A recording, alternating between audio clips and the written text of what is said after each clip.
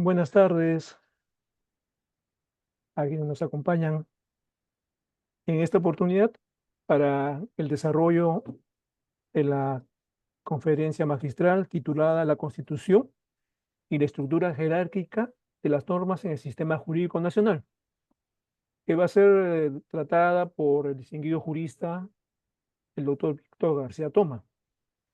Esta conferencia es la edición número 13 de los lunes universitarios, versión 2025, que está a cargo del Centro de Estudios en Justicia y Derechos Humanos. Y antes de iniciar la conferencia propiamente, vamos a dar lectura a la reseña académica y profesional del doctor García Toma. Él es abogado por la Universidad de San Martín de Porres, magíster en Derecho Constitucional por la Universidad Nacional Federico Villarreal. Ha sido presidente del Tribunal Constitucional durante el periodo 2000, eh, bueno, en 2000, creo que 2004 a 2005, 2005, doctor. 2005, Correcto. 2006. A 2005-2006. Juez ad hoc de la Corte Interamericana de Derechos Humanos de los años 2008-2009 y ministro de Justicia en el año 2010. Fue miembro del Tribunal de Honor del Jurado Nacional de Elecciones en el periodo 2016. Ha sido vicepresidente de la Asociación Peruana de Derecho Constitucional en el periodo 2014-2020, así como miembro de la Comisión Consultiva de la Junta Nacional de Justicia. Es socio de Benítez, Forno y Ugaz. Asimismo, ejerce la docencia como profesor en la Facultad de Derecho de la Universidad de Lima, en la Maestría de Gobernabilidad de la Universidad de San Martín de Porres y también en el posgrado de la Universidad Nacional Mayor de San Marcos.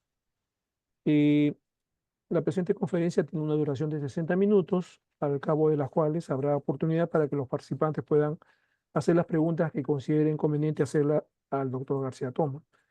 Le agradecer al doctor, por favor, previamente a que inicie su conferencia, una foto para el archivo correspondiente. Ok, doctores, por favor, mirando a la cámara, sonriendo. 3, 2, 1. Muchas gracias. Bien. Entonces, sin más, dejamos en el uso de la palabra al doctor Víctor García Toma. Muy bien, buenas tardes. Sean mis primeras palabras para agradecer al Centro de Estudios del Ministerio de Justicia por la oportunidad que nos brindan por tratar de un tema que estimo que es particularmente relevante.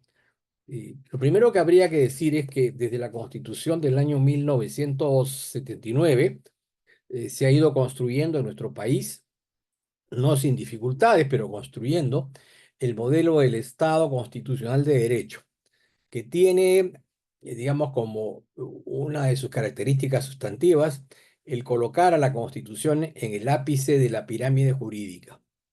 Esto es, la Constitución, sin dejar de ser una norma política, se convierte desde ya en una norma jurídica. Sus efectos se irradian a lo largo y a lo ancho del todo el sistema jurídico y por consiguiente sus principios, disposiciones, categorías y valores tienen un carácter fundante en relación al resto de las normas conformantes de este sistema. Paralelamente a eso, también desde la Constitución del año 79, cosa que ha continuado la Constitución del año 93, somos un Estado unitario, pero descentralizado. Eso significa que se reconoce que, si bien es cierto, el poder, el gobierno central unifica el poder, unifica la población y el territorio bajo una sola matriz. Sin embargo, en consideraciones a las características propias de un país pluriétnico y cultural, se ha establecido la necesidad de que del gobierno central se transfieran competencias y se creen unidades de microgobierno, como son los casos de los gobiernos locales y los gobiernos regionales. Asimismo, han aparecido los órganos constitucionalmente autónomos, siendo de particular relevancia el Tribunal Constitucional, que en algunos casos expide precedentes vinculantes, que establecen una regla jurídica que es materialmente ley y que es de cumplimiento obligatorio no solamente por las partes que se encuentran descritas en la sentencia, sino que sus efectos se irradian hacia los particulares y al Estado en general. Dentro de ese contexto, ha surgido entonces un sistema jurídico muy especial. Es un sistema que está conformado por 4 ordenamientos. Hay un ordenamiento jurídico local, un ordenamiento jurídico regional, un ordenamiento jurídico nacional y un ordenamiento jurídico supranacional que tiene relevancias, implicancias y es de cumplimiento en el ámbito interno. Todos estos sistemas normativos, todo este conjunto normativo, tiene como matriz, como raíz, como base y fundamento la Constitución. Como son 4 ordenamientos, se pueden presentar una serie de problemas, por ejemplo, de contradicción entre una norma y otra, ya sea al interior de un ordenamiento o como choque entre 2 normas de ordenamientos diferentes.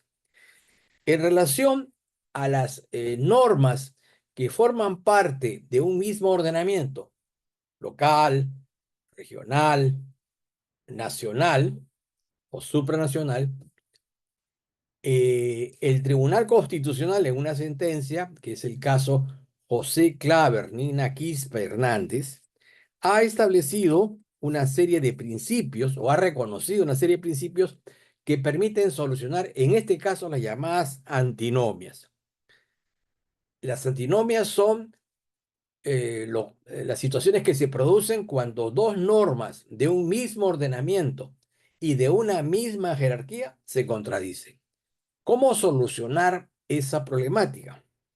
En primer lugar, se reconoce la existencia del principio de plazo de validez, que implica la existencia de una pauta basilar que señala que la norma tiene vigencia permanente en tanto otro precepto de su mismo o mayor nivel no la modifique o abrogue, salvo el caso que la propia norma haya establecido un plazo de autoperención.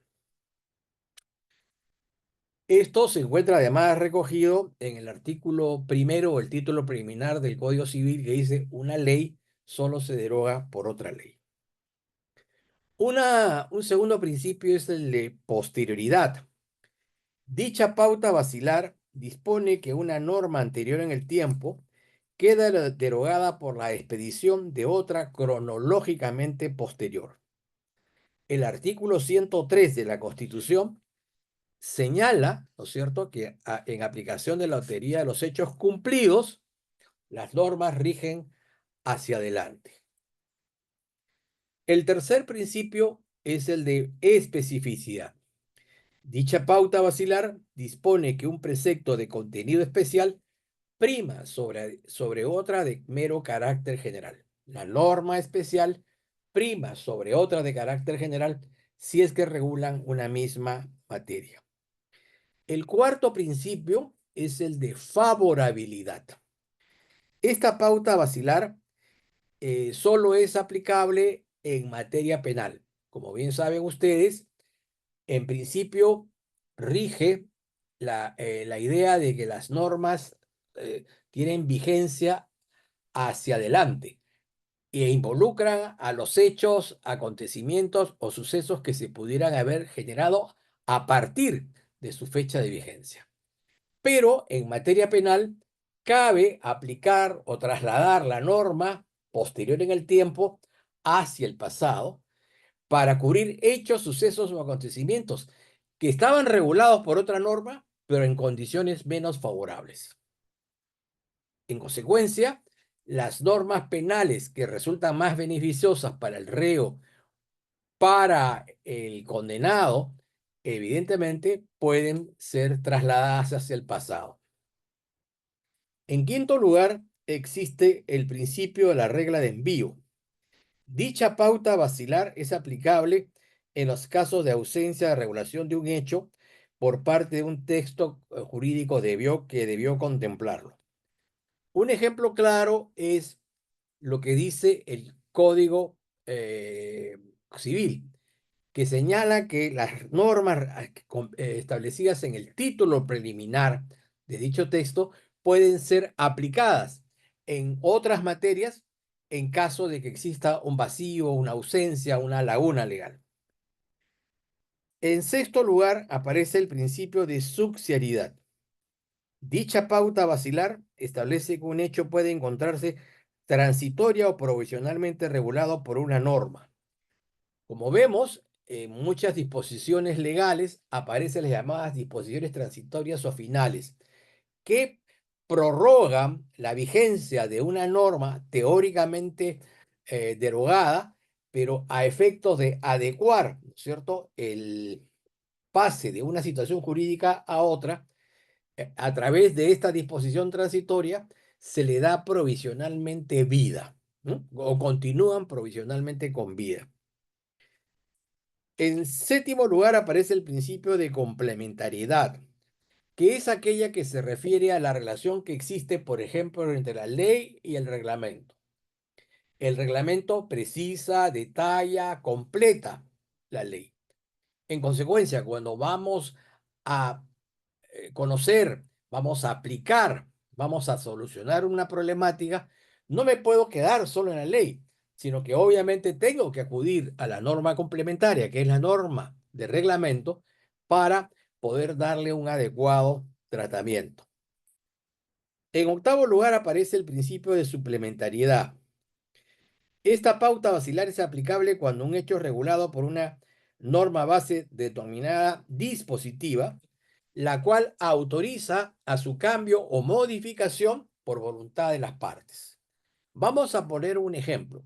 La Constitución señala que la jornada ordinaria de trabajo es de la jornada máxima de trabajo es de 8 horas diarias. Sin embargo, ese artículo de la Constitución, el artículo 25, permite que por la vía del convenio colectivo de trabajo, el empleador y el trabajador puedan disponer un horario de trabajo diario menor. Luego viene el principio de ultraactividad expresa, que significa que una norma derogada solo cobra valor cuando es revivida por otra norma. Esto es, hay una norma A que dicta una regla, hay una norma B que deroga esa disposición y tendría que existir una tercera norma para decir queda sin efecto la norma B y revive en sus efectos la norma A.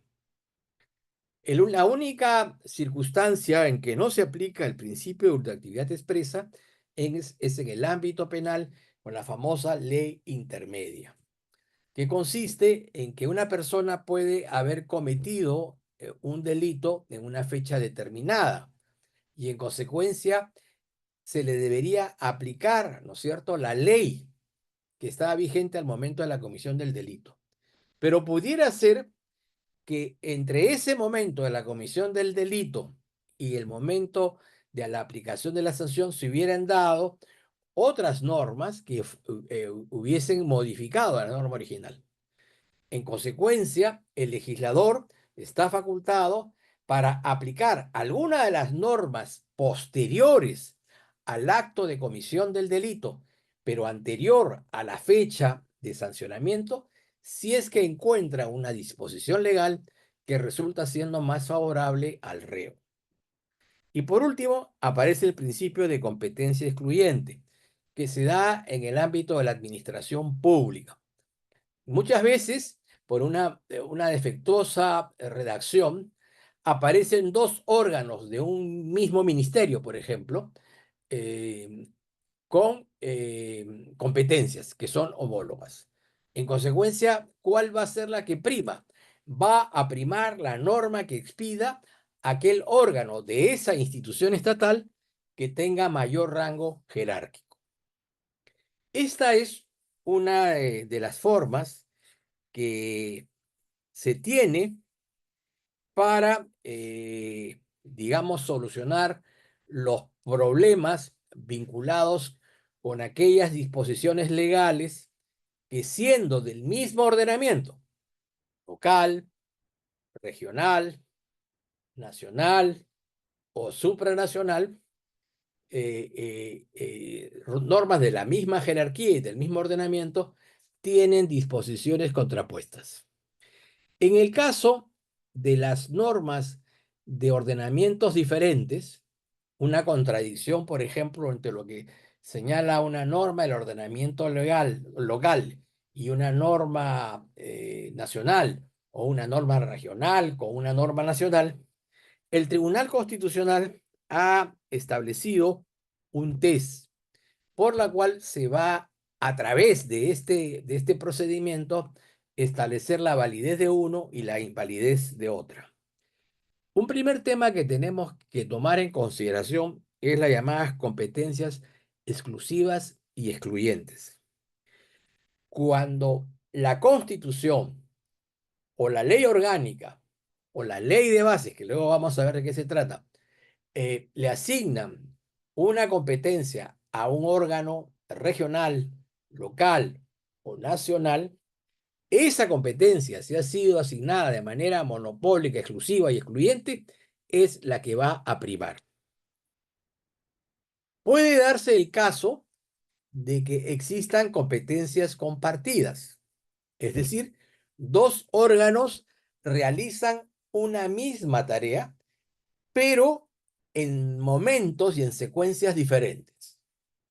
Por ejemplo, el Ministerio de Educación puede tener la competencia para establecer los planes, programas y acciones relativas al proceso educativo, pero podría establecerse que corresponde a un gobierno regional la implementación. En consecuencia, aquí está clara la existencia de la competencia en materia del servicio de educación, uno en el planeamiento y otro en la ejecución. Entonces, habría que determinar a qué se refiere la norma. Si el gobierno regional interfiere en los actos de planeamiento, obviamente esto es inválido.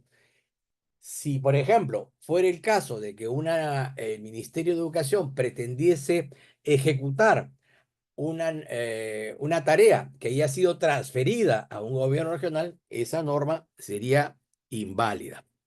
Y existe un tercer momento, que son las llamadas competencias delegadas, que se dan fundamentalmente en los gobiernos municipales. En los centros poblados, las municipalidades por lo general otorgan facultades delegadas para ser ejercidas por autoridades designadas por ese mismo municipio en favor de los vecinos. Pero esta es una competencia que está encargada y es por mutuo acuerdo, pero que eventualmente, de ser el caso, la propia municipalidad podría retirar esa delegación, porque es una competencia propia que solo ha encargado. En el caso de las normas supranacionales, habría que decir lo siguiente. La convención, hay un tratado del año 69 que se llama el Tratado de los Tratados, que es la Convención de Viena, que señala las razones por las cuales un tratado suscrito y firmado por un Estado en el ejercicio pleno de su soberanía tiene primacía sobre sus disposiciones internas. ¿Cuáles son esas circunstancias o esos criterios? El primero es el principio de pacta sunt servanda, que significa que, habiendo en el ejercicio de mis potestades suscrito un tratado, yo estoy compelido, estoy obligado a cumplir aquello que libremente he pactado. En segundo lugar, aparece el principio de buena fe. Obviamente, un tratado ha sido suscrito, ha sido firmado para ser cumplido, para ser ejecutado, ¿no es cierto? Si no, no tendría razón de ser la suscripción del mismo. En tercer lugar, el principio del efecto útil, que significa que si yo firmé un tratado es porque considero, ¿no es cierto?, que ese tratado me resulta beneficioso, me resulta conveniente, porque si no fuera así, obviamente no lo habría firmado. Y por último, no es posible que que un Estado, luego de haber firmado un tratado, intente impedir el cabal cumplimiento del mismo a través de normas o disposiciones internas, ¿cierto? Esas normas serían inaplicables porque el Estado se ha comprometido libremente a realizar o comprometerlo del tratado. Hay un tema que no ha sido solucionado aún, que es el relativo al de la jurisprudencia de la Corte Interamericana.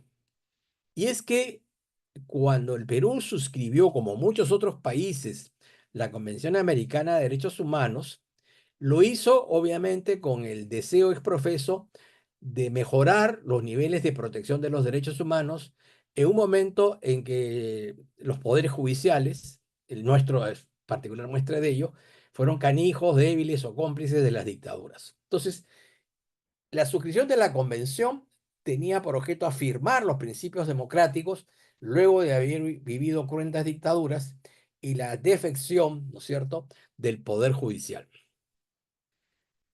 Pero el Perú se comprometió a un conjunto, a proteger, a defender un conjunto de derechos.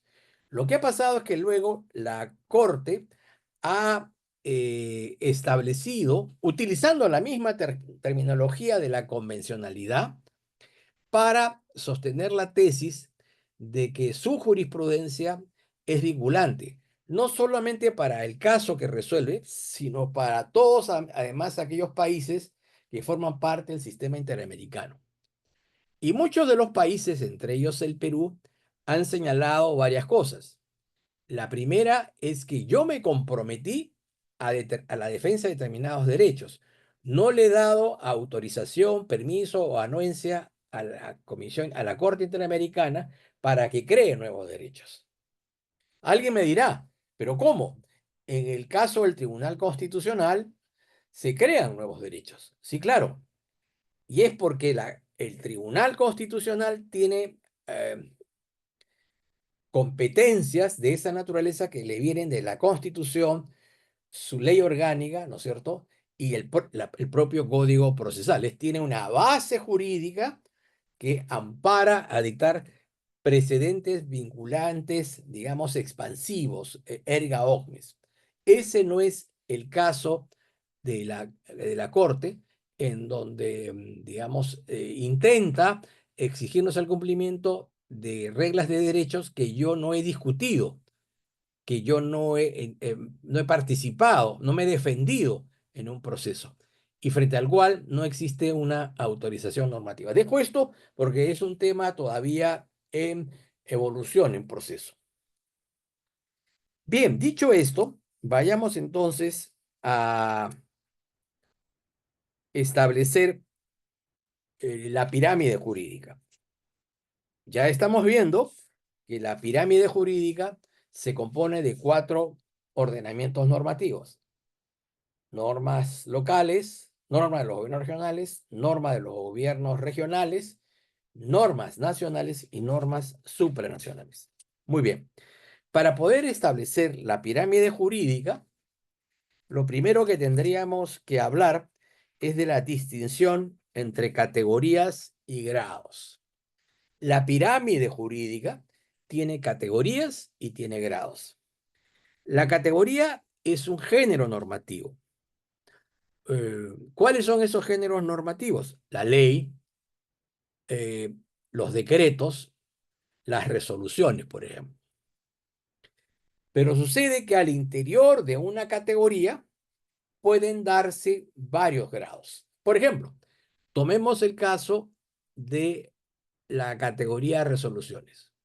Las resoluciones son normas que están dirigidas de manera expresa y taxativa a asignar deberes o derechos a una parte, persona natural o persona jurídica. Eventualmente tiene también, por supuesto, en contrapartida deberes asignables a una persona natural o jurídica. Pero sucede, por ejemplo, que en las resoluciones tenemos las resoluciones supremas que son las que dicta el Supremo Gobierno, que son las que refrenda un ministro, el Consejo de Ministros y el presidente de la República. Y luego tenemos las resoluciones ministeriales, que son las que refrenda el titular de un portafolio. Y tenemos las resoluciones viceministeriales, que son las autoridades de rango inmediato superior, de inmediato inferior al ministro, las resoluciones directorales y así sucesivamente. Por eso es que hay esa distinción entre categorías y grados. En la primera categoría, esta recibe la denominación de la Constitución y normas con rango constitucional.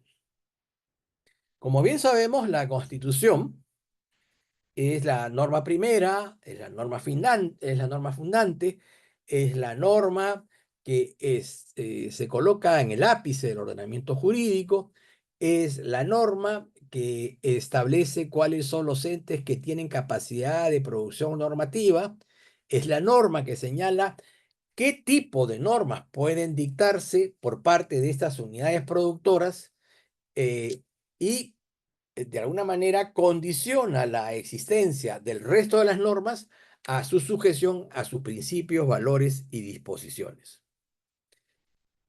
En esta primera categoría hay también normas de primer grado, que son, por ejemplo, las leyes de reforma constitucional. Las normas que modifican, que abrogan, que sustituyen un artículo o un conjunto de artículos de la Constitución se les llama normas de reforma constitucional. ¿Y por qué están en el primer grado? Porque es la Constitución la que les da esa jerarquía. Son normas de igual rango y de igual jerarquía que la Constitución. En esa misma medida aparecen los tratados de derechos humanos. Hay varias modalidades de tratados, pero las relativas a los derechos humanos están en la primera categoría. ¿En función a qué? A lo que dispone la cuarta disposición final y transitoria de la propia Constitución. Y existe también los llamados tratados con habilitación legislativa. Aún en el Perú no se ha dictado una norma de esta naturaleza, pero está en nuestro ordenamiento. Y la idea es la siguiente. Pongámonos en el caso que estas bandas transnacionales vinculadas con el narcotráfico, con la tala ilegal, con la trata de personas, etcétera, etcétera, que es un problema que no solamente tiene el Perú, sino nuestros países vecinos, llegan en un momento determinado a convertirse, y creo que estamos cerca de ello, en ser un peligro, digamos, significativo para nuestra soberanía y para nuestra integridad territorial. Supongamos que también, que por distintas razones, ni la Policía Nacional ni la Fuerza Armada pueden combatir de manera eficaz este fenómeno. Entonces, podría suscitarse el hecho de que se tome la decisión de, digamos, a través de un tratado, solicitar la cooperación de un país vecino para que pueda ingresar a nuestro territorio y, digamos, de alguna manera, suplir las deficiencias o los vacíos de estas instituciones tutelares de la República. Y entonces se daría esta circunstancia, no querida, no deseada, pero que el Estado se ha puesto en esa tesis, digamos, extrema.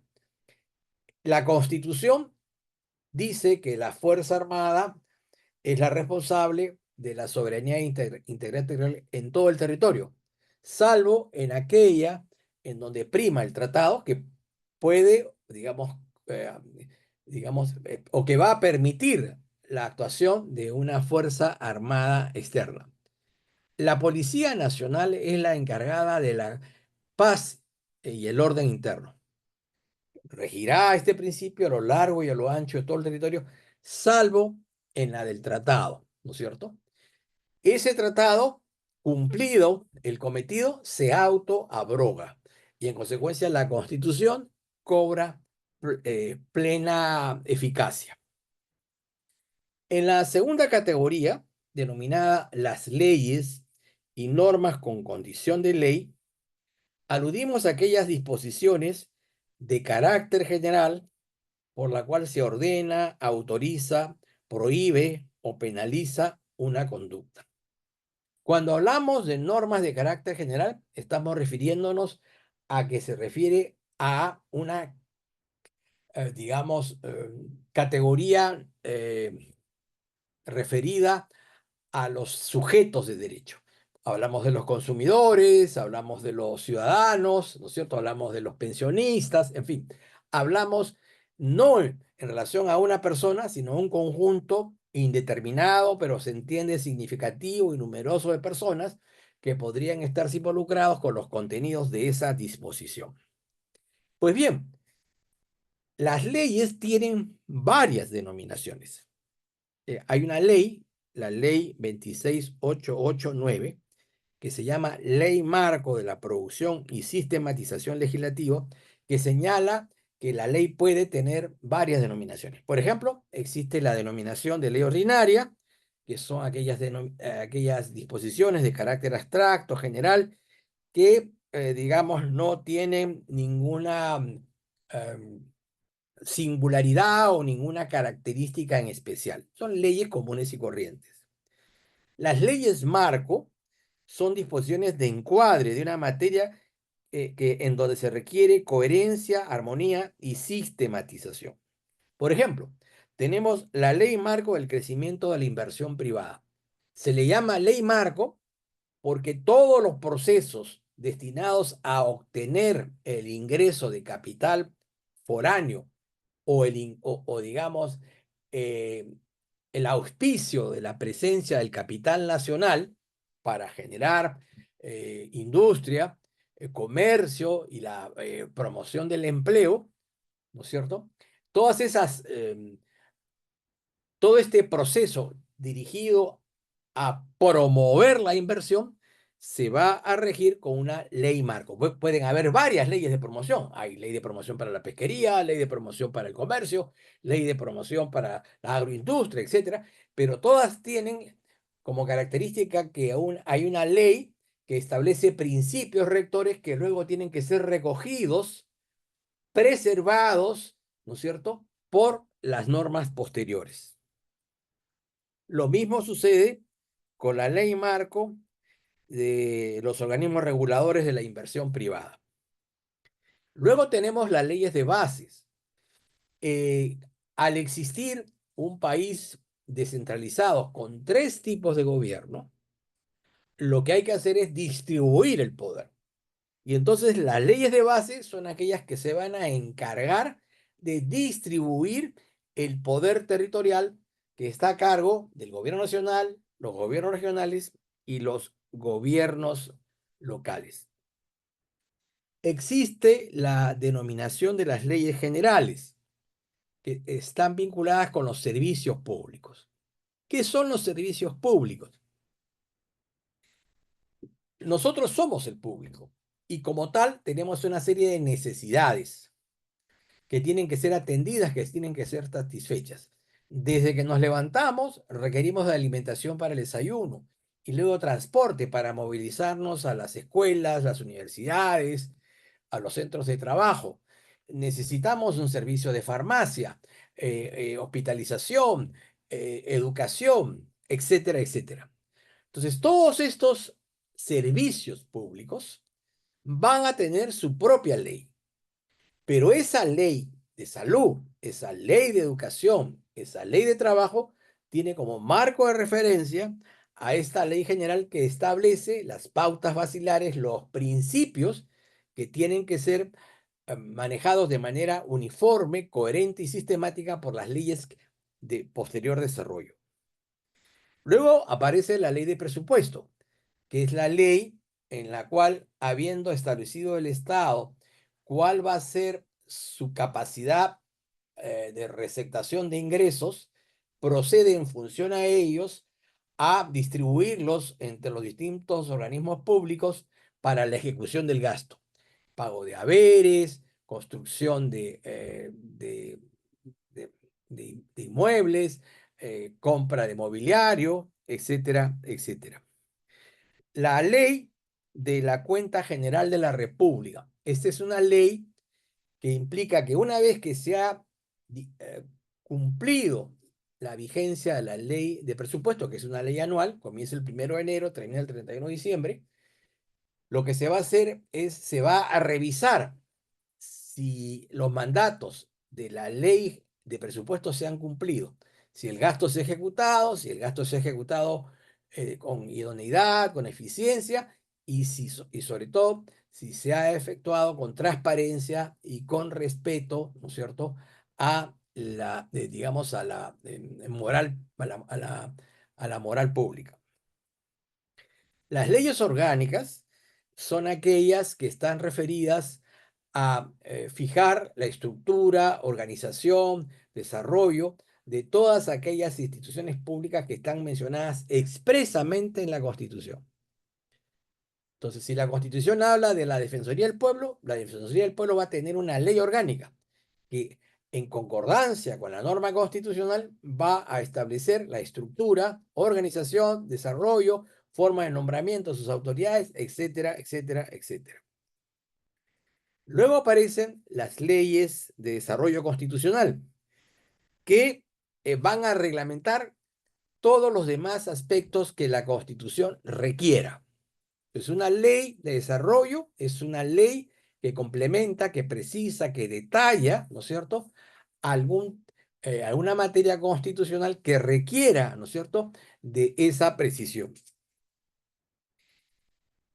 Luego aparecen las normas con fuerza o condición de ley. Y ahí aparecen los tratados. Pero no los tratados vinculados con derechos humanos, porque esos están en digamos, tienen rango constitucional. Aquí estamos hablando de la segunda categoría, las leyes y normas con fuerza de ley, ¿cierto? Ahora, los tratados tienen también una serie de denominaciones, ¿no? Por ejemplo, hablamos de los convenios, los acuerdos, los protocolos, modus vivendi, las actas, los concordatos, por ejemplo. El Perú ha celebrado un tratado con la Santa Sede, pero ese tratado se le denomina concordato. Los acuerdos que celebre el Estado Vaticano, que es un Estado, con cualquier otro país, van a recibir la denominación de tratados. Se habla de las declaraciones. Las declaraciones son documentos que establecen el acuerdo, la postura, la posición sobre un punto de vista de dos o más países. No tiene carácter vinculante, es simplemente la expresión de una voluntad política, pero que no tiene en ese nivel todavía una regulación jurídica. Los cambios o canjes de notas, que es otro tipo de tratado, pero mucho más sencillo. Ahora, por ejemplo, yo puedo enviar, si fuera ministro de Exteriores, puedo enviar un correo electrónico al Ministerio de Ministerio de Exteriores de la Argentina y decirle, bueno, confirmada la visita del presidente Milei para tal fecha, ¿no es cierto? O al revés, agradecemos y aceptamos la invitación. Y eso es un tratado, porque es un acuerdo, pero llévela por su naturaleza simple y llana, ¿no es cierto? Poco compleja, se le llama canje de notas. Los decretos legislativos también están en esa segunda categoría. Los decretos legislativos son aquellas disposiciones que surgen de una autorización por parte del Parlamento, por la cual delega su potestad de legislar en favor del Poder Ejecutivo sobre una determinada materia o sobre algunas materias y por un tiempo determinado. ¿Cuál sería la razón por la cual el Parlamento delegue su facultad de legislar al Poder Ejecutivo? La primera podría ser, y se va a dar, vamos a tener un gobierno el 28 de julio del próximo año. Y seguramente ese gobierno, que ha hecho una serie de promesas a la ciudadanía, en voluntad de dar cumplimiento a esa promesa, puede pedirle al gobierno, puede pedirle al Parlamento, señor, quiero implementar el plan para el cual el pueblo nos ha autorizado con su voto. Entonces, deme 90 a 120 días y yo voy a legislar sobre materia tributaria, sobre materia de educación, salud, etcétera, etcétera, ¿no? Entonces, en esa resolución legislativa se establece las materias y el plazo. Y la ejecución de esa autorización se le llama decreto legislativo. Aparece los decretos de urgencia. Los decretos de urgencia son aquellas normas que el presidente puede dictar cuando hay una situación rara, extraña, excepcional, ¿no es cierto?, que requiere una atención inmediata. Un terremoto, un maremoto, un incendio, una crisis política, ¿no es cierto? No puede esperar, pues, el proceso normal de desarrollo de una ley. Eh, Siempre que esa situación extraordinaria se refiera a un hecho económico o financiero y que afecte el interés nacional. Luego de que el presidente ha hecho uso de esa facultad extraordinaria, cumple con dar cuenta al Congreso para que el Congreso ratifique, modifique o abrogue esa disposición, pero que ha servido, para bien o para mal, para regular esa resolución, ese tema de manera inmediata. Las resoluciones legislativas son las que dicta el Congreso cuando, por ejemplo, tiene la característica que se refiere a una persona natural o jurídica. Se decide otorgarle una condecoración en nombre del Congreso, se decide nombrar a los magistrados del Tribunal Constitucional, se decide nombrar al defensor del pueblo, se decide inhabilitar políticamente a un funcionario luego de una acusación constitucional y digamos, el marco normativo se hace a través de la resolución legislativa. El reglamento del Congreso, que vendría a ser, digamos, una suerte de ley orgánica, pero se le llama reglamento del Congreso, es aquel que precisa, detalla, complementa, ¿no es cierto?, la estructura, organización y funcionamiento de dicho ente y tiene jerarquía de ley. Y las sentencias del Tribunal Constitucional en materia de inconstitucionalidad tienen rango y fuerza de ley. Con la misma energía, con la misma potencia, con el mismo vigor con que el Parlamento nos dijo, esta es una ley de cumplimiento obligatorio, el Tribunal Constitucional nos va a decir que esa sentencia que declara inconstitucional la norma ha expulsado esa disposición del ordenamiento jurídico por ser contraria o ser opuesta al texto supra de la República.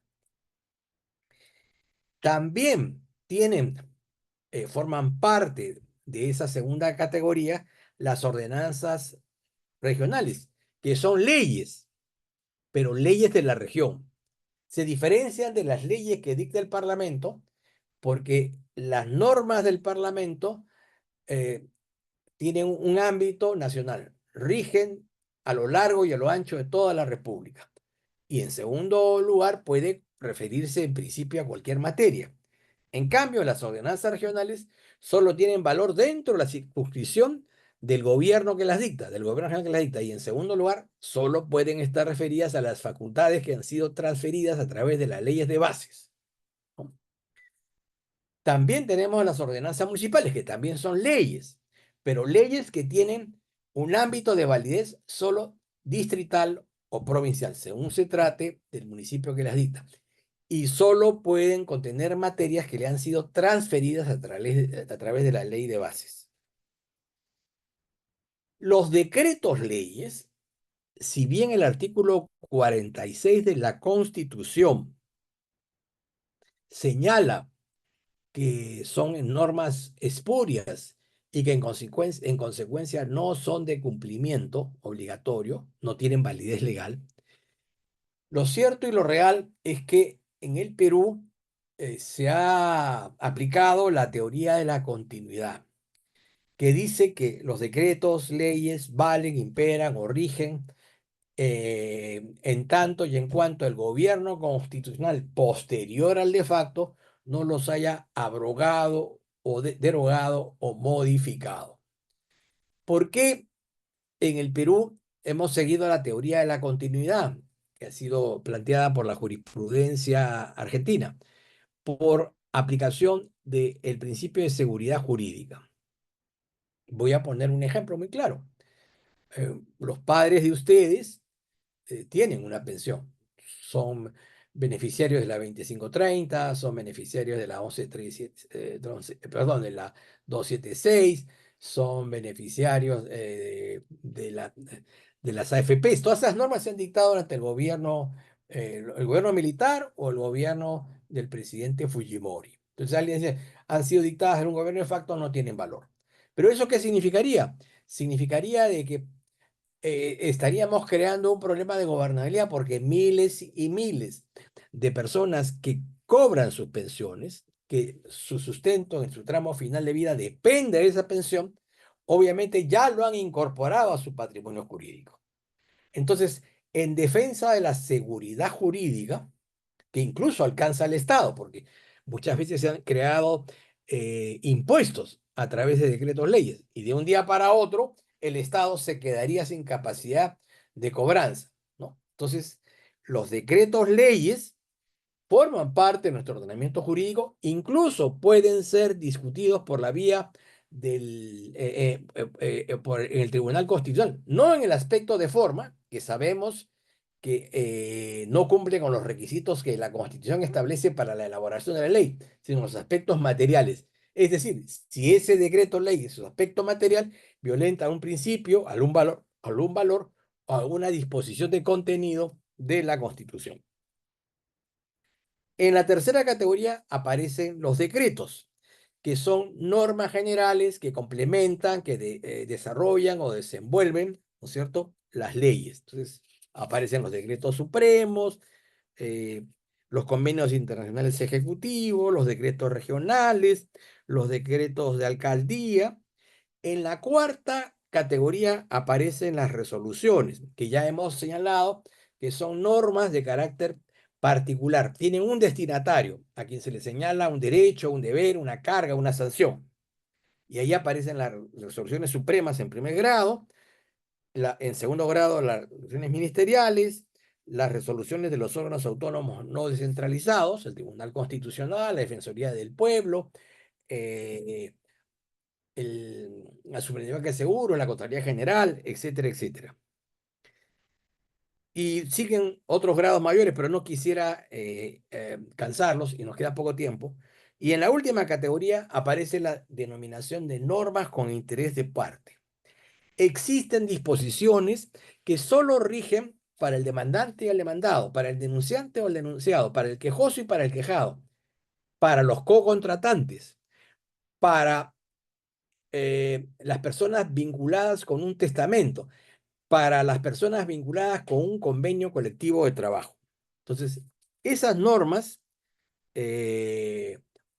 pueden ser, por ejemplo, las ejecutorias supremas, las resoluciones del Tribunal Constitucional en materia de amparo, de habeas corpus, de habeas data o de acción de cumplimiento, las resoluciones del Jurado Nacional de Elecciones sobre tachas o sobre proclamación de ganadores, las resoluciones de la Junta Nacional de Justicia, por la cual se nombra, se ratifica o se destituye a un magistrado, ¿no es cierto? Las resoluciones de la justicia administrativa, la SUNAT, el Consejo Nacional de Minería, el Tribunal del Registro, de los distintos registros, los convenios colectivos de trabajo, los contratos y los testamentos. Esto a grosso modo, porque digamos nos pidieron una hora, digamos es lo que vendría a ser la pirámide jurídica. Si ustedes quieren, digamos, tener completar lo que yo acabo de decirles, y mucho les agradecería que ingresen a la página web del Tribunal Constitucional y busquen esta sentencia, José Claver, Nina Quispe Hernández, que es del año 2004, en el cual yo tuve la oportunidad de participar y ser el ponente de esta sentencia que es emblemática, ¿no? No por la calidad de la sentencia, sino por las repercusiones que ésta ha tenido en todo caso. Bien, yo les agradezco por su atención y quedo, por supuesto, a disposición de los interesados para absolver alguna duda. Y gracias a don Jesús. No, usted, doctor, más bien creo que ha sido una conferencia muy ilustrativa respecto pues a la jerarquía normativa. Tenemos algunas preguntas. ¿Cómo no? ¿Usted desea leerlas o que sea que yo las lea? Vale, léalas usted para me Correcto, dar tiempo correcto. para Acá. ir pensando. Dice, en algunos países se permite que organismos supranacionales revisen la constitucionalidad de normas nacionales. ¿Debería el Perú considerar un mecanismo de revisión supranacional en caso de derechos fundamentales?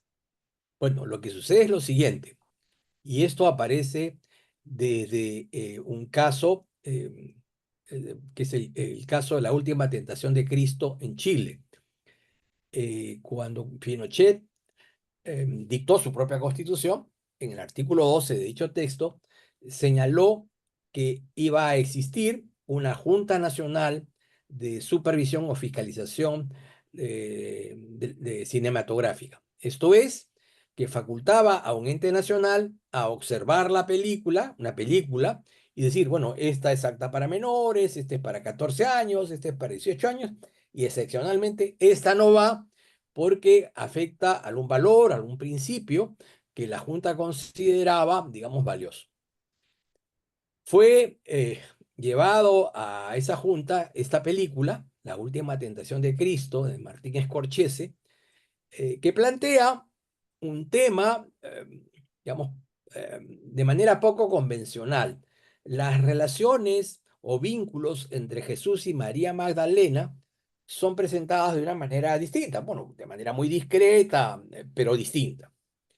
Y entonces la Junta consideró que esta película ofendía a las convicciones más sentidas del 90% de la población chilena, incluyendo a los católicos y las religiones protestantes, ¿no? Que en total suman el 90% o sumaban el 90%. Entonces, se decidió entonces no exhibir la película. Los promotores de la exhibición se dirigieron al Poder Judicial y el Poder Judicial dijo no. Muy bien. Esta censura es constitucional. Se hace conforme al artículo 12 de la Constitución. No contento con ellos, los exhibidores llevaron el caso al sistema interamericano y la Corte declaró que al momento de evaluar este tema, del tema de la censura, no lo iba a hacer, digamos, tomando como referencia a la Constitución, sino como referencia a la Convención. En consecuencia, declaró que ese texto internacional no permite la censura previa. No hay admisibilidad de la censura previa. En consecuencia, ordenó dos cosas. Ordenó la exhibición de la película y dispuso que la norma constitucional fuera sustituida para ser adecuada con el marco convencional. En esto, la Corte tuvo éxito porque, recordemos, esta era la constitución de Pinochet. Y ya estaban en el gobierno esta fuerza o esta alianza del Partido Socialista con la democracia cristiana, adversarios del pinochetismo. En consecuencia, para ellos no hubo ningún tema de remordimiento o de afección en cambiar ese artículo de la Constitución y cumplió con el mandato. Bien, podríamos decir en teoría que en efecto, cuando un país va a firmar un tratado, lo primero que debe hacer es verificar si su tratado contraviene si el tratado contraviene un artículo de la Constitución. Si ese fuera el caso, lo firmará con alguna reserva, ¿no es cierto? Para dejar a salvo o indegne la Constitución. Si no se produjera ese hecho y se presentase la colisión, efectivamente va, en este caso, a aplicarse el principio de convencionalidad según lo establecido en Viena, ¿no? Ahora, esa es una hipótesis. La otra hipótesis es la que está en discusión. ¿Puede la Corte Interamericana establecer la obligatoriedad de, digamos, omitir o cambiar la Constitución para adecuarla a una jurisprudencia por él dictada en base a una competencia que no le ha sido establecida en la Convención? Y ahí la respuesta tendría que ser no, ¿no? Han habido casos pues curiosos. Comento uno.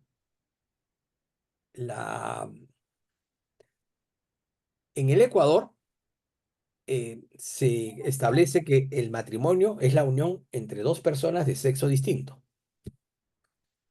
Sin embargo, el Ecuador tiene una ley, digamos, que establece la unión, digamos, de parejas del mismo sexo. O sea, la Constitución regula los derechos del matrimonio heterosexual, pero tiene una ley que regula los derechos de las personas casadas, pero que son del mismo sexo. Con lo cual, el Ecuador, digamos, podría decirse que ha solucionado, según su perspectiva, el problema.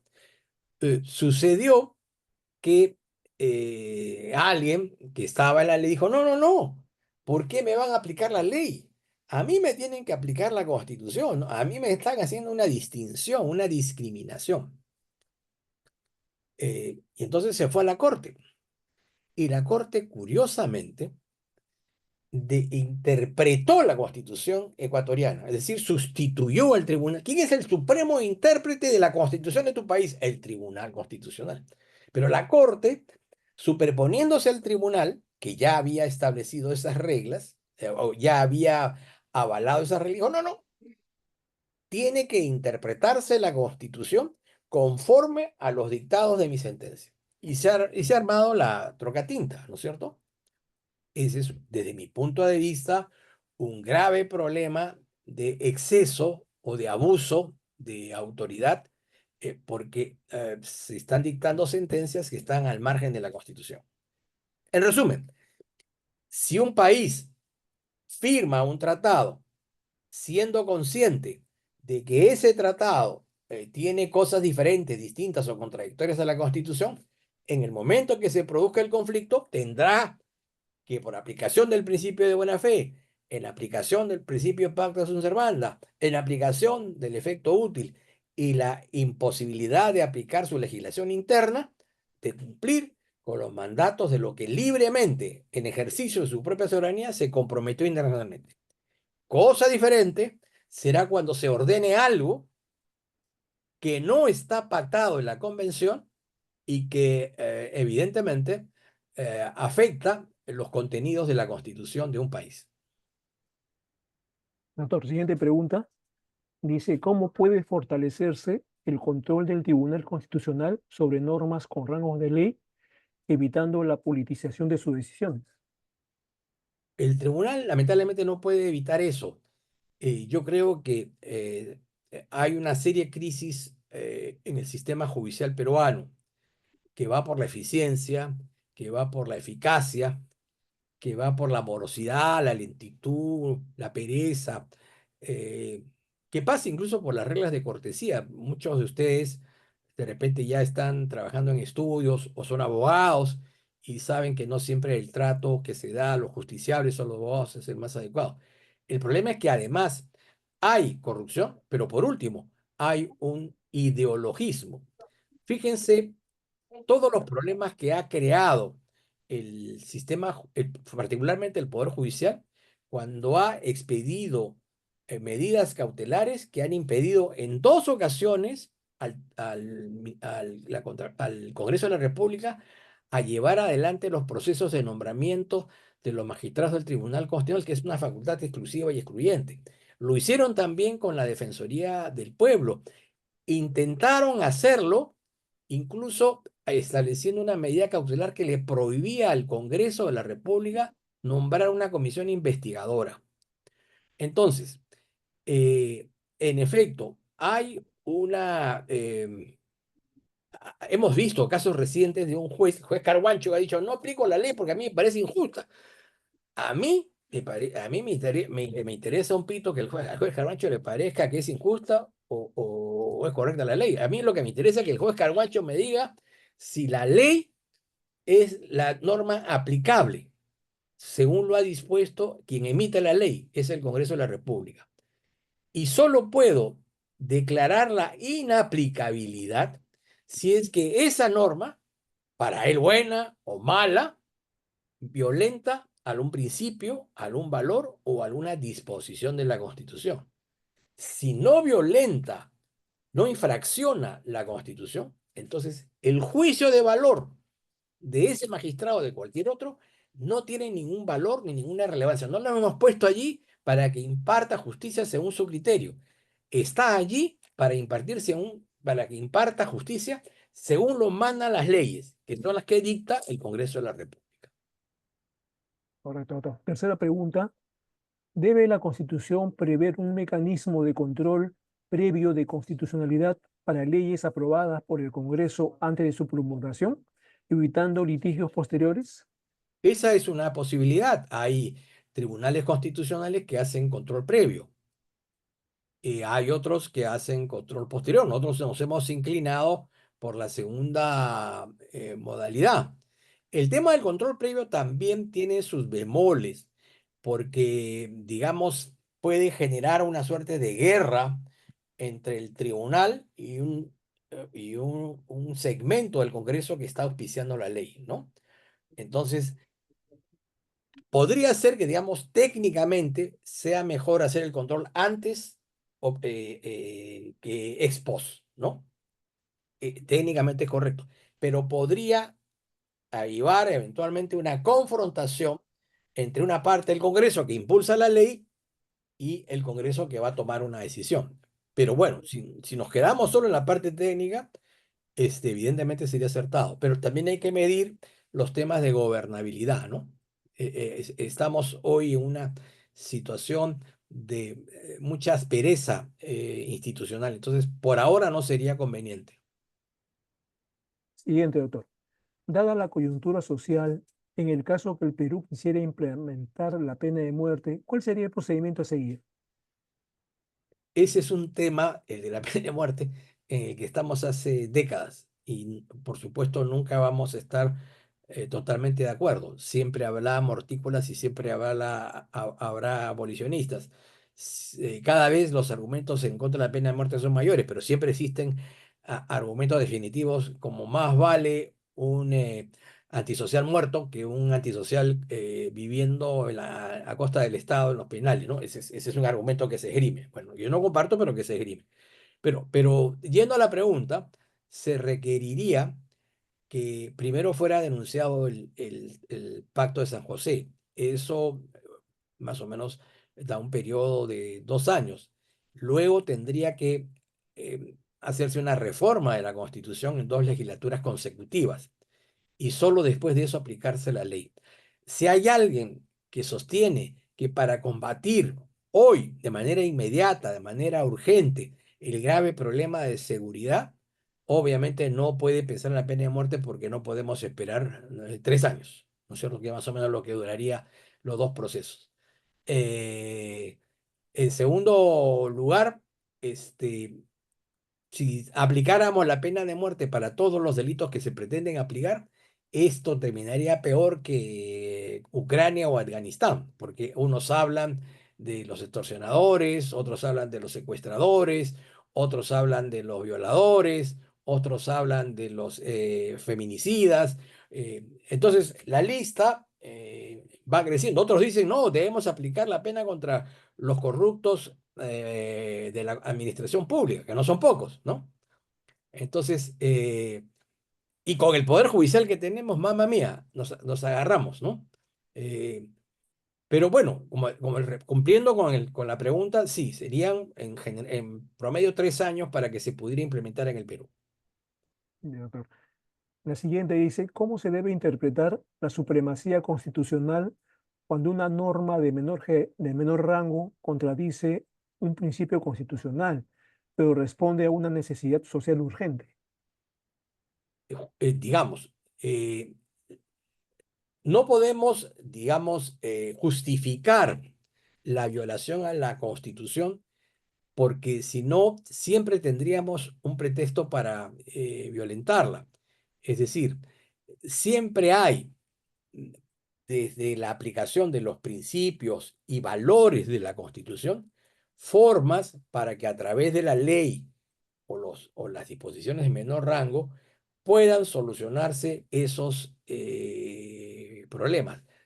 los principios y los valores no tienen una aplicación rígida, son objetos de una interpretación que se va haciendo elástica en función al tiempo. Vamos a poner un ejemplo.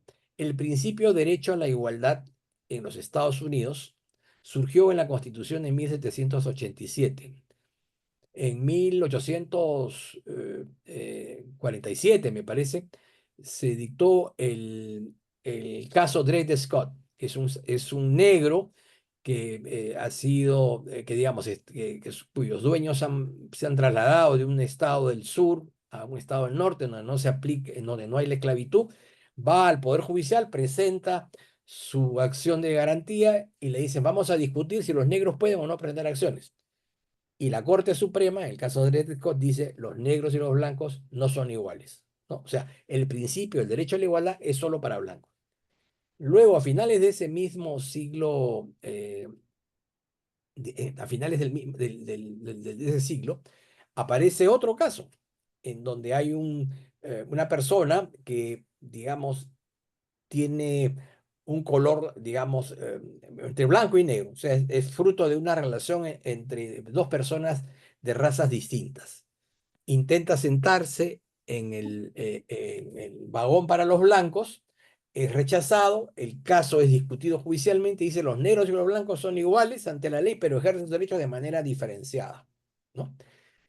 Hasta llegar a las sentencias de los años 60, eh, el, eh, el, el caso, y en donde se establece finalmente que los negros y los blancos son iguales ante la ley y ejercen sus derechos de mancomunidad.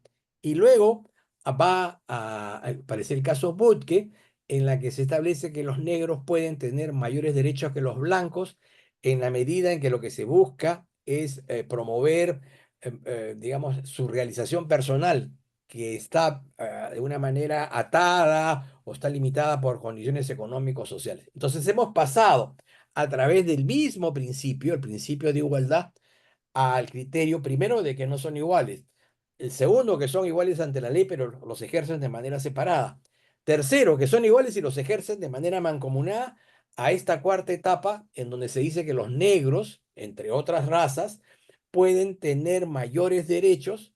Eso incluye, por ejemplo, a otros grupos, ¿no? Las mujeres, por ejemplo, que pueden tener mayores derechos porque la idea es que crear condiciones, digamos, transitorias para darle el impulso a que cada persona pueda llegar a ser aquello que quiera o puede ser, ¿no? Entonces, la Constitución bien interpretada permite, digamos, esa elasticidad para comprender todos los fenómenos que una problemática tiene. Y no deberíamos justificar en modo alguno que se pueda violar la Constitución, ¿no? Porque hoy se le viola por aquí, mañana se le viola por allá. Siempre habrá un pretexto para romper lo que es, digamos, el dique de lo que es el Estado constitucional de Derecho. Siguiente, doctor. ¿Cuáles son las repercusiones jurídicas y prácticas de la incorporación de los tratados internacionales sobre derechos humanos en el sistema jurídico nacional, con especial énfasis en los crímenes de lesa humanidad, considerando el principio de control de convencionalidad, la imprescriptibilidad de estos delitos y la jerarquía normativa reconocida por el Tribunal Constitucional del Perú? Los tratados forman parte del ordenamiento nacional. Los artículos 55, 56 y 57 sí lo establecen. El caso de los tratados de derechos humanos tienen rango constitucional, el resto de los tratados están a nivel de la ley. Lo interesante es que cuando uno firma un tratado, el Estado se compromete a su promoción y cumplimiento en base, digamos, a ciertos compromisos y ciertas reservas, ¿no? En el caso, por ejemplo, de los crímenes de lesa humanidad, el Perú lo firmó, pero bajo el criterio de que esas normas que establecen de la imprescriptibilidad solo operaban a partir de la fecha de la vigencia de ese tratado. En consecuencia, no comprometían los casos anteriores a las suscripciones de tratado, lo que no significa impunidad, lo que significa que van a seguir siendo regulados por las leyes de la materia del Estado peruano hasta la fecha en que el tratado entró en vigencia, ¿no? Entonces, no hay digamos, vacío, ni tampoco hay, digamos, incumplimiento. En el caso del Perú, se firmó esa norma convencional, pero con una cláusula de reserva, que era de su vigencia era hacia adelante y no era hacia el pasado, ¿no? Doctor.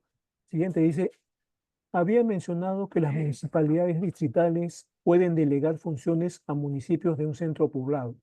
¿Con qué tipo de categoría de la norma lo hacen?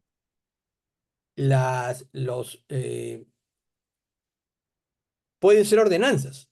Mediante una ordenanza yo puedo delegarle a un centro poblado el cumplimiento de determinadas funciones que le corresponden a la municipalidad, pero que son encargadas, ¿no es cierto?, a alguna entidad civil o a un grupo de personas designadas por la municipalidad para que en su nombre y en representación lo haga. Eso generalmente se hace a través de ordenanzas municipales.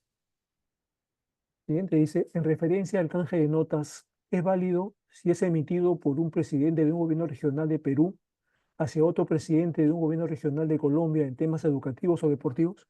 No, los tratados solo pueden ser celebrados por el Estado Nacional. No le han sido transferidos a los gobiernos regionales de competencia de naturaleza. Si lo hicieran, estarían cometiendo delito, ¿no? Si no, sería una anarquía, un caos. Todo lo que tenga que ver, digamos, una de las características del gobierno central es que tiene funciones indelegables en materia de defensa, en materia de régimen interior, en materia de política exterior, en materia de banca y moneda, ¿no es cierto? En telecomunicaciones, en comercio exterior, digamos, son el gran paquete de materias que quedan en el gobierno central, o Y, el gobierno central y los organismos autónomos descentralizados. bien. Siguiente dice, ¿qué opina sobre el creciente uso de decretos de urgencia y su impacto en la jerarquía normativa? ¿Se está abusando de esta figura? Sí, digamos, los decretos de urgencia tienen claramente demarcado cuál es su ámbito. Si se presenta un hecho, un suceso, un acontecimiento extraordinario, inusual, grave, que pone, digamos, en peligro la economía o las finanzas del país, el presidente de la República puede hacer uso de esta herramienta normativa, porque no puede darse el tiempo. Pongo un ejemplo. Se produce una plaga de langostas en la costa norte del Perú que empieza a, digamos, a destruir todas las plantaciones de arándanos o de uva que se exportan. Eso evidentemente tiene un efecto económico e incluso laboral. No vamos a ayudar a los agricultores convocando pues a un concurso de precios, ¿no es cierto?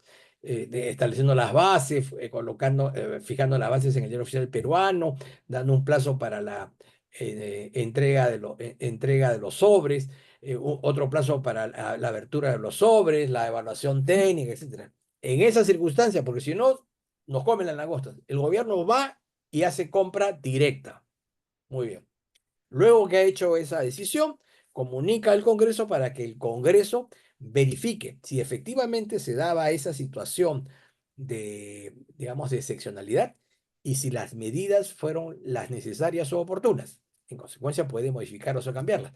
Si en el primer caso fue un pretexto, eso puede implicar, por ejemplo, acciones de carácter político, una interpelación, una censura, eventualmente alguna denuncia constitucional, etcétera, etcétera. Entonces, pero sí, hay abuso de los decretos de urgencia y también hay una figura que tiene que ser desterrada. Los decretos de urgencia son transitorios. Técnicamente no deberían durar más de 6 meses. Si se duran más de 6 meses, eso ya debería convertirse en una ley. Es decir, deberían ser avalados por el Congreso a través de una ley. Pero a la fecha tenemos decretos de urgencia que tienen años. En consecuencia, convierten la excepcionalidad, ¿no es cierto?, en una situación cotidiana, lo cual no es admisible. Doctor, permítame unas preguntas más. La siguiente dice, ¿cómo se llama la sentencia del Tribunal Constitucional que vela por la jerarquía y que usted fue ponente? José Claver, José Claver, Nina-Quispe Hernández. Es del año 2004, si mal no recuerdo. Entran ustedes al buscador, ponen el nombre, inclusive sin necesidad de entrar a la página del TC, les va a salir en Google, ¿no? Google, en cualquier buscador de internet. Siguiente dice, entonces, si deseáramos aplicar el matrimonio civil homosexual sin perjuicio de ciertos grupos, ¿podría implementar una ley sin necesidad de modificar la Constitución? No, la Constitución establece indirectamente o implícitamente una regla que dice que la unión matrimonial es la de un hombre y una mujer. En consecuencia, si se quiere adoptar, digamos, la institución del matrimonio homosexual o la unión homosexual, esta tendría que hacerse a través de una modificación de la Constitución. Y en una de las últimas, dice, cuál serían las consecuencias jurídicas de retirarnos de la Corte Interamericana de Derechos Humanos? No es conveniente el retiro de la Corte, del sistema interamericano, porque tenemos que reconocer que durante un buen tiempo la Corte fue muy útil y necesaria para la reposición del sistema democrático y para reparar todos los agravios y los entuertos que lamentablemente un poder judicial cautivo en las etapas de dictadura, por ejemplo las de Velasco y Fujimori, no ofrecieron, no pudieron garantizar en favor de los ciudadanos. El problema es que en los últimos años ha habido un proceso de ideologización o captura de la Corte que está siguiendo un patrón o guión, digamos, de políticas ajenas a la realidad cultural y, digamos, contrarias a los textos constitucionales de nuestros países. En todo caso, esas decisiones son las que deben adoptarse internamente país por país, no pueden ser impuestas del sistema, ¿no? Pero más allá de ese factor que empieza a cambiar, porque en el último proceso de nombramiento, la recomposición de fuerzas ha variado. Ha ingresado 3 nuevos magistrados que tienen una visión bastante diferente de las composiciones anteriores. Eso indica que hay un reexamen, una toma de conciencia por parte de los países miembros del sistema en lo que se refiere a los nombramientos. Pero más allá de nombramientos o no nombramientos, lo cierto es que el sistema ha sido útil y puede seguirlo siendo con los errores y las deficiencias que aún conocemos, ¿no? Doctor, dos últimas preguntas, por favor. La siguiente dice, Estados Unidos no tiene la figura del Tribunal Constitucional. ¿Piensa que ese papel lo podría asumir las salas supremas constitucionales con que contamos? Bueno, el tribunal, la Corte Suprema no tiene tribunal constitucional porque ejerce un control difuso. Digamos, en los Estados Unidos fue digamos, el primer país que estableció de manera orgánica un sistema de control de la constitucionalidad. Y esto quedó perenizado en el caso Marbury versus Madison. O sea, sí hay un control de constitucionalidad.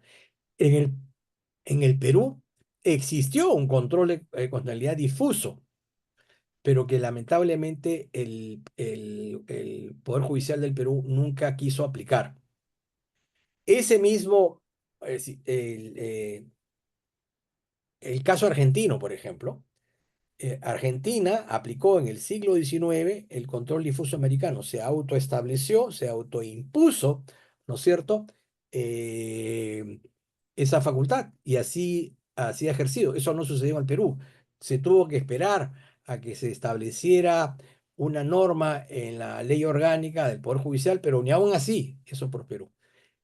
Yo recuerdo, porque yo estuve presente, era muy joven, pero estuve presente en la histórica jornada en donde se debatía la creación del Tribunal de Garantías Constitucionales, lo que hoy sería el Tribunal Constitucional, y todos recordamos la famosa experiencia o la famosa referencia que hizo el doctor Javier Vallerrestra González Olechea, quien dijo lo siguiente, que en 1914 se produce el golpe de Estado al presidente Billingham. Y la Corte Suprema es invitada al besamanos, que era una forma de avalar la presencia del dictador. La Corte Suprema delibera y decide no ir a votar.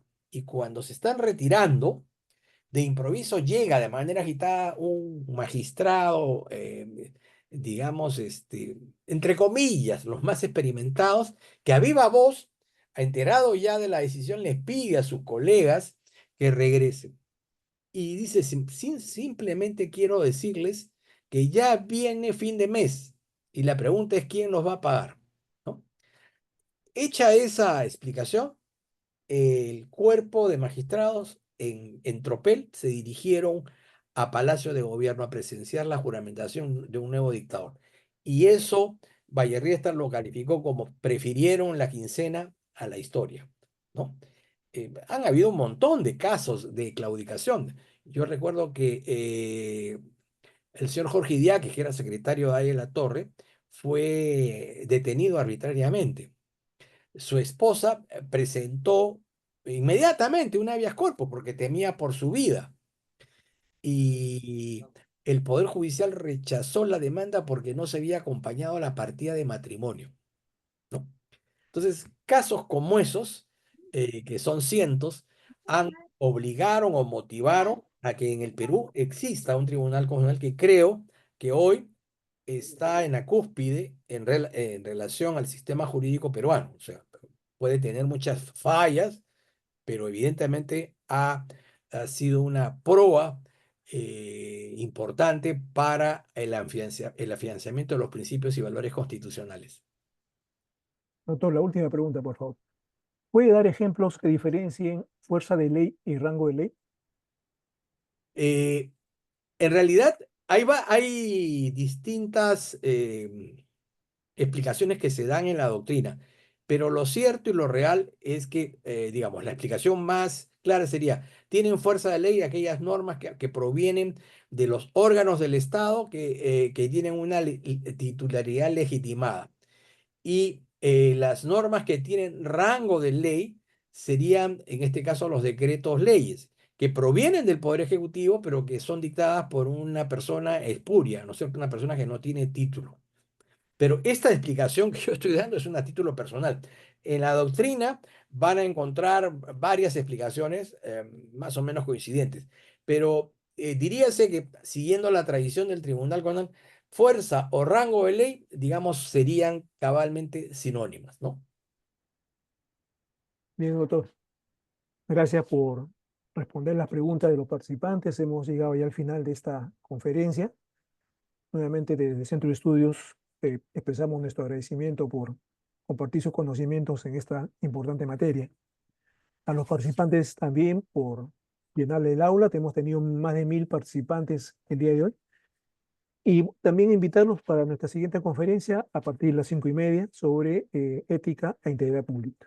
Entonces, sin más, doctor Víctor García Tomás, nuevamente agradecido por su participación y a los participantes también. Y bueno, nos despedimos hasta la próxima oportunidad. Muchas gracias. Gracias, muy amable. Saludarlos. Hasta luego.